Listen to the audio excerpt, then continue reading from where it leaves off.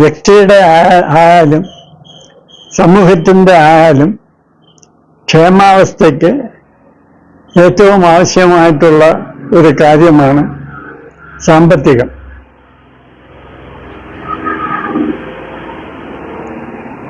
കേരളം ഇന്ന് വലിയ ഒരു സാമ്പത്തിക പ്രതിസന്ധിയിലാണെന്ന് പറയപ്പെടുന്നു.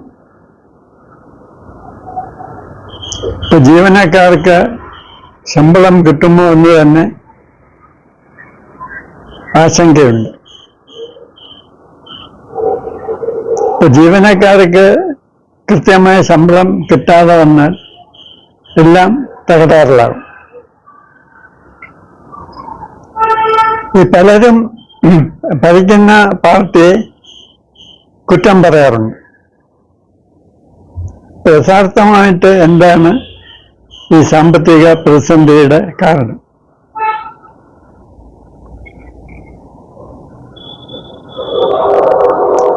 ഇന്ത്യ മൊത്തമായിട്ട് എടുത്താലും ഇന്ന് നമ്മൾ സാമ്പത്തികമായി വളരെ മോശപ്പെട്ട അവസ്ഥയിലാണ്. ലോകരാഷ്ട്രങ്ങളുമായിട്ട് താരതമ്യപ്പെടുത്തിയാൽ നമ്മളെ ഒരു അവികസിത രാജ്യമായിട്ടാണ് കൂട്ടിയിരിക്കുന്നത്.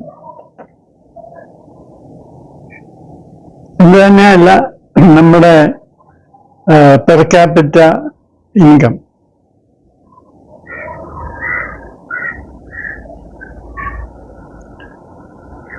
കാലം കഴിയുന്തോറും കൂടുതൽ മോശപ്പെട്ട് വരികയുമാണ്. നമ്മുടെ ഡോളർ രൂപ കൺവേർഷൻ റേറ്റും മോശപ്പെട്ട് തന്നെ വരികയാണ്. എന്താണ് ഇതിൻ്റെയൊക്കെ കാരണം? ഇതിൻ്റെ അടിസ്ഥാനപരമായ കാരണം സ്വാതന്ത്ര്യം കിട്ടിയപ്പോൾ ഇന്ത്യയിൽ ഭരണത്തിൽ വന്ന പാർട്ടി എല്ലാം സ്വന്തം കയ്യിൽ അടക്കി വയ്ക്കാൻ ശ്രമിച്ചു എന്നുള്ളത് തന്നെയാണ്. അതെല്ലാം ഗവൺമെന്റ് നടത്തും എന്നുള്ള ഒരു പോളിസിയിലേക്കാണ് അവർ പോയത്. അതായത് ഒരു പോസ്റ്റ് അഡ്വർടൈസ് ചെയ്യും, ഒരു സാലറി സ്കെയിലുണ്ട്, ഒരു തസ്തികയിലേക്ക് ഒരാളെ തിരഞ്ഞെടുത്താൽ അയാൾക്ക് ഈ സ്കെയിലനുസരിച്ച് ശമ്പളം കിട്ടിക്കൊണ്ടിരിക്കും. പിന്നെ അയാൾ റിട്ടയർ ചെയ്താൽ അയാൾക്ക് പെൻഷൻ കിട്ടും. അപ്പോൾ മാറി മാറി പല പാർട്ടികൾ ഭരണത്തിൽ വന്നു. ഈ വരുന്ന ഓരോ പാർട്ടിയും അവരവരുടെ ആളുകൾക്ക് കൂടുതൽ നിയമനങ്ങൾ നൽകി. കാരണം ഒരു പാർട്ടിക്ക് നിലനിൽക്കണമെങ്കിൽ ഒരുപാട് പേരെ പ്രീതിപ്പെടുത്തേണ്ടി വരും. കമ്പനികളൊക്കെ, പ്രൈവറ്റ് കമ്പനികളൊക്കെ നാഷണലൈസ് ചെയ്ത് ഗവൺമെന്റ് എടുത്തു. അപ്പോൾ അവർക്ക് പ്രീതിപ്പെടുത്തേണ്ടവരെയൊക്കെ ചെയർമാനാക്കി, പിന്നെ അവർക്ക് ഇഷ്ടപ്പെട്ട ആളുകളെ കൂടുതലായിട്ട് എല്ലാ പോസ്റ്റിലും നിയമിച്ചു. അപ്പോൾ അവരെല്ലാം കൂടുതലായിട്ട് സംഘടിച്ച് സമരം ചെയ്യുമ്പോൾ അതനുസരിച്ച് ശമ്പളം കൂട്ടിക്കൊടുത്തു. പിന്നെ ചിലപ്പോൾ ജീവനക്കാരെല്ലാം സംഘടിച്ച് ഭരിക്കുന്നവർക്കും സാലറി റിവിഷൻ നൽകുന്നവർക്കും നല്ല കൈക്കൂലി കൊടുക്കും. കൈക്കൂലിയുടെ വലിപ്പം അനുസരിച്ച് സ്കെയിലിൻ്റെ റിവിഷൻ്റെ തുകയും വർദ്ധിപ്പിക്കും. അപ്പൊ ഇങ്ങനെ സ്വന്തം ആളുകൾക്ക് ജോലി കൊടുക്കാൻ വേണ്ടി എല്ലാ ഡിപ്പാർട്ട്മെന്റിലും ആവശ്യത്തിൽ കൂടുതൽ സ്റ്റാഫായി. പിന്നെ പീരിയോഡിക്കലായിട്ട് അവർ സമരം ചെയ്യുമ്പോഴൊക്കെ അവർ നൽകുന്ന കൈക്കൂലി വാങ്ങിച്ചുകൊണ്ട് ഇഷ്ടം പോലെ ശമ്പളം കൂട്ടി, പെൻഷൻ കൂട്ടി. അപ്പോ പ്രൈവറ്റായിട്ട് ആളുകൾ എന്തെങ്കിലും ചെയ്യുകയാണെങ്കിൽ അവിടെയെല്ലാം ഇതേ പാർട്ടികൾ തന്നെ മത്സരിച്ച് സമരം സംഘടിപ്പിക്കും. അപ്പൊ ഈ പ്രൈവറ്റ് മേഖല അനുദിനം തകർന്നുകൊണ്ടിരിക്കുന്നു. അത് ഇപ്പോഴും തുടർന്ന് തന്നെ നടക്കുകയാണ്. പിന്നെ പലരും ഈ കമ്മ്യൂണിസത്തിനെ കുറ്റം പറയുന്നു. പക്ഷെ ഇന്ത്യയിലെ കമ്മ്യൂണിസ്റ്റുകാർ പ്രൈവറ്റ് മേഖലയിൽ മാത്രമല്ല ഏറ്റവും കൂടുതൽ സമരങ്ങൾ നടത്തിയിട്ടുള്ളത് പബ്ലിക് സെക്ടറിൽ തന്നെയാണ്. ഈ കമ്മ്യൂണിസ്റ്റ് സിദ്ധാന്തം അനുസരിച്ച് എല്ലാം ഗവൺമെന്റ് നടത്തണം എന്നുള്ളതാണ്. ബൂർഷ്വ പ്രസ്ഥാനം മാത്രമാണ് ഇല്ലാതാക്കേണ്ടത്. പക്ഷെ ഇന്ത്യയിലെ ഏറ്റവും കൂടുതൽ വലിയ സമരം നടന്നിട്ടുള്ളത് സർക്കാർ ജീവനക്കാരുടെ സമരങ്ങൾ തന്നെയാണ്. അതിന് എല്ലാ പാർട്ടികളും ഒത്താശ നടത്തിയിട്ടുണ്ട്. അപ്പൊ ഇത് കമ്മ്യൂണിസം എന്ന് പറയാൻ ഒക്കത്തില്ല. കാരണം ഒരു കമ്മ്യൂണിസ്റ്റ് രാജ്യത്തും സർക്കാർ നേരിട്ട് നടത്തുന്ന സ്ഥാപനങ്ങളിൽ സമരം ഉണ്ടായിട്ടില്ല. അങ്ങനെ സമരം ഓർഗനൈസ് ചെയ്തിട്ടുണ്ടെങ്കിൽ അവരെല്ലാം സൈബീരിയയിൽ മണ്ണ് ചുമന്നിട്ടുണ്ട്. അപ്പോൾ നമ്മുടെ രാജ്യത്ത് ഈ സമരം ജീവനക്കാർ സംഘടിച്ച് സമരം ചെയ്യുക എന്നുള്ളത് ഒരാവേശം ആയിട്ട് മാറി. ആ ആവേശം ഇതുവരെ കെട്ടടങ്ങിയിട്ടില്ല. അപ്പൊ ഏറ്റവും സമ്പൽ സമൃദ്ധിയുള്ള രാജ്യങ്ങളിൽ എങ്ങനെയാണ് കാര്യങ്ങൾ നടക്കുന്നത്? അവിടെ സർക്കാർ മേഖലയിലായാലും പ്രൈവറ്റ് മേഖലയിലായാലും ലേലം വിളിച്ചാണ് ജീവനക്കാരെ അപ്പോയിന്റ് ചെയ്യുന്നത്.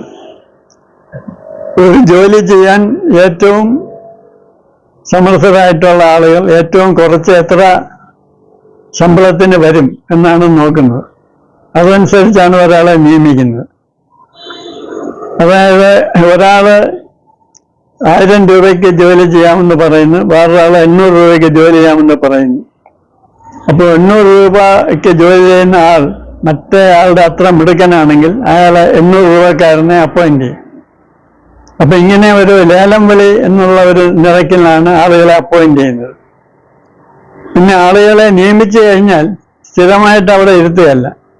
അതേ ജോലിക്ക് ഇയാളെക്കാൾ നന്നായിട്ട് ജോലി ചെയ്യുന്ന ഒരാൾ ഇയാളെക്കാൾ കുറഞ്ഞ ശമ്പളത്തിന് വരികയാണെങ്കിൽ ഇയാളെ നേരത്തെ നിയമിച്ച ആളെ പറഞ്ഞു വിട്ടിട്ട് പുതിയ ആളിനെ നിയമിക്കും.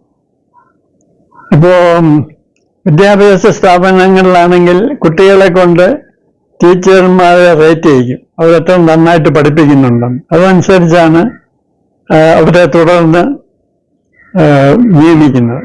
അല്ലെങ്കിൽ കുട്ടികൾ ഇയാൾ കൊള്ളുമില്ലെന്ന് പറഞ്ഞ ഉടനെ ആളെ പറഞ്ഞു വിടും. അപ്പോൾ അവിടെ പ്രൊഫസർമാരെയൊക്കെ നിയമിക്കുന്നത് ലേലം വിളിച്ചാണ്.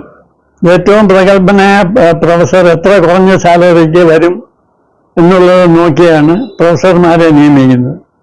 അതായത് ഒരാൾ കുറെ വർഷം ആ തസ്തികയിൽ ഇരുന്നു എന്നും പറഞ്ഞ അയാളെ അവിടെ തുടരാൻ അനുവദിക്കില്ല. അതുകൊണ്ട് ജോലികൾ ഏറ്റവും കുറഞ്ഞ ചെലവിൽ ഏറ്റവും കാര്യക്ഷമമായി നടത്തപ്പെടും.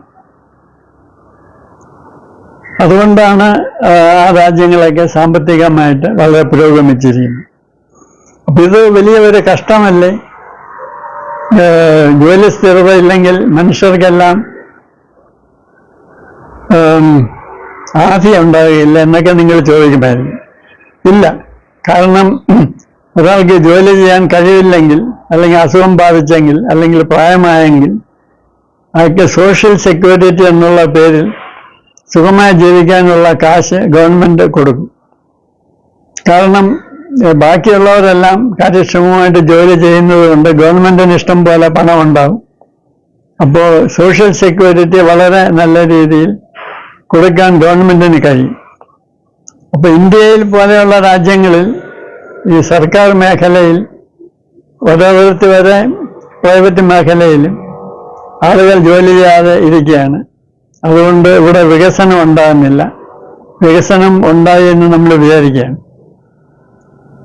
കുറെ സ്ഥാപനങ്ങൾ ഉണ്ടാക്കി അതിന് വലിയ ഒരു ബോർഡ് വെച്ചാൽ അവിടെ കാര്യക്ഷമമായി പ്രവർത്തനം നടക്കുന്നു എന്നാണ് നമ്മൾ തെറ്റിദ്ധരിക്കുന്നത്. വലിയ ഒരു ബോർഡ് വെച്ച് വലിയൊരു കെട്ടിടം ഉണ്ടാക്കി ഒരുപാട് പേരെ നിയമിച്ചാൽ കുറെ പേർ ശമ്പളം വാങ്ങിക്കുന്നു എന്ന് മാത്രമേ അതിനർത്ഥമുള്ളൂ. അതിനകത്ത് എന്തെങ്കിലും യഥാർത്ഥത്തിൽ ജോലി നടക്കുന്നുണ്ടോ എന്നുള്ളത് വേറൊരു കാര്യമാണ്. അപ്പോൾ ജോലി കാര്യക്ഷമമായി നടക്കണമെങ്കിൽ ഹയർ ആൻഡ് ഫയർ പോളിസിയാണ് വേണ്ടത്. അപ്പോൾ ഒരു തെറ്റായ സാമ്പത്തിക നയം ഇന്ത്യ തുടങ്ങി വെച്ചതുകൊണ്ടാണ് നമ്മൾ ഇന്ന് സാമ്പത്തിക പ്രതിസന്ധിയിൽ എത്തിയിരിക്കുന്നത്. കേരളം പോലെയുള്ള ചില സംസ്ഥാനങ്ങളിൽ ഈ തെറ്റായ സാമ്പത്തിക നയം കൂടുതൽ കാര്യക്ഷമമായി നടത്തപ്പെട്ടു. അതുകൊണ്ടാണ് നമ്മൾ കൂടുതൽ പ്രതിസന്ധിയിലേക്ക് പോയിരിക്കുന്നത്. അപ്പൊ ഇങ്ങനെ പോയാൽ അവസാനം എന്ത് സംഭവിക്കും? ഇപ്പൊ നമ്മൾ കിട്ടാവുന്നിടത്തു നിന്നൊക്കെ കടം വാങ്ങിച്ചുകൊണ്ടിരിക്കുകയാണ്.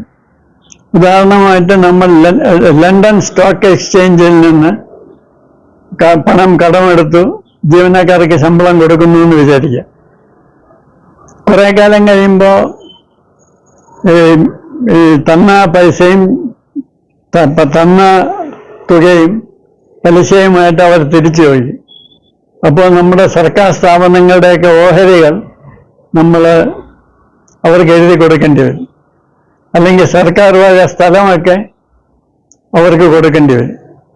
അല്ലെങ്കിലും അധികം കാലം കഴിയുന്നതിന് മുമ്പ് തന്നെ ഏത് രാജ്യത്തുള്ളവർക്കും മറ്റേത് രാജ്യത്തിലും പ്രോപ്പർട്ടി വാങ്ങിക്കാം എന്നുള്ള നില വരും. ഇപ്പൊ തന്നെ പല രാജ്യങ്ങളിലും അങ്ങനെ പോയിക്കൊണ്ടിരിക്കുകയാണ്.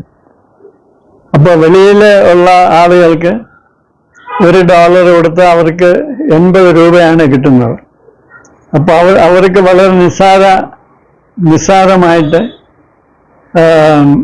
നമ്മുടെ നാട്ടിൽ സ്ഥലമോ മറ്റ് വസ്തുക്കളോ വാങ്ങിച്ചു കൂട്ടാൻ സാധിക്കും. അപ്പൊ ഇങ്ങനെ ഒരു സ്ഥിതിയിലേക്കാണ് നമ്മൾ പോയിക്കൊണ്ടിരിക്കുന്നത്. പിന്നെ ഒരു നിവൃത്തിയില്ലെന്ന് വന്നാൽ നമ്മുടെ ഭരണകർത്താക്കൾക്ക് കേന്ദ്ര ഗവൺമെന്റിന്റെ കാലിൽ സറണ്ടർ ചെയ്യേണ്ടി വരും. അപ്പൊ ഇവിടെ പ്രസിഡന്റ്സ് റൂൾ ആവശ്യപ്പെടാം. അപ്പോൾ ഈ കേരളം ഇന്ത്യയുടെ ഭാഗമായതുകൊണ്ട് കേന്ദ്രം ഭരിക്കുന്ന ഗവൺമെന്റിന് നമ്മുടെ കടബാധ്യത ഏറ്റെടുക്കേണ്ടി വരും. അവർക്ക് അതിൽ നിന്ന് ഒഴിഞ്ഞു മാറാൻ സാധിക്കില്ല.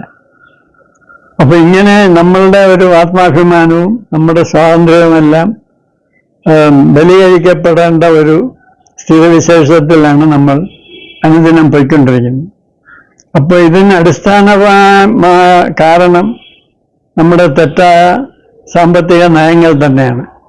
അതെന്താണെന്ന് കണ്ടുപിടിക്കുകയും അത് തിരുത്തുകയും ചെയ്യേണ്ടതാണ് ഏറ്റവും അടിയന്തരമായ കാര്യം.